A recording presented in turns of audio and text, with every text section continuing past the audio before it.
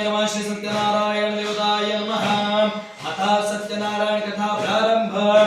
श्री गणेशा प्रतिदेवताय च। आता सत्यनारायण कथेचा अर्थ सांगतो।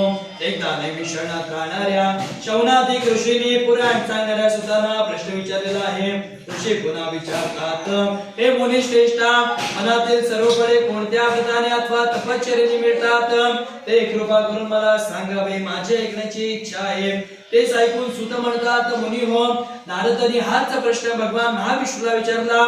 त्यावेळी विष्णूने नारदाला जे सांगितले तेच मी आज तुम्हाला सांगतो, शांत चित्तेने ऐकावे।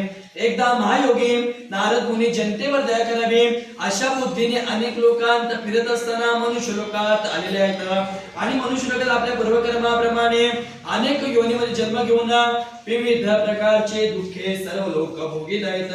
ते पाहून कोणत्या साधनाने त्यांची दुःखे आणि दरिद्र कमी होईल या विचाराने नारद मुनी वैकुंठ लोकात गेलेले आहेत। त्या वैकुंठ लोकात 4 हातात शंख चक्र व गदा व कमळ धारण केल्या व पायापर्यंत मृदुनारी घातलेल्या स्वच्छ वर्णाच्या नारायण भगवंताला पाहून त्याने त्याची स्तुती करण्यास प्रारंभ केलेला आहे।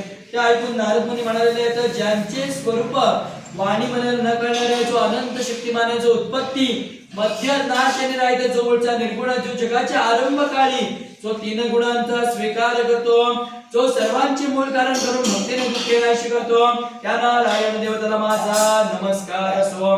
नमस्कार केल्यानंतर नारद मुनीने केली स्तुती ऐकून भगवान विष्णू नारद जवळ म्हणालेले आहेत, भगवान बोललेला आहे, भगवान म्हणालेले आहेत, हे मुनिवरा, आपण कोणत्या कामासाठी आला आहात?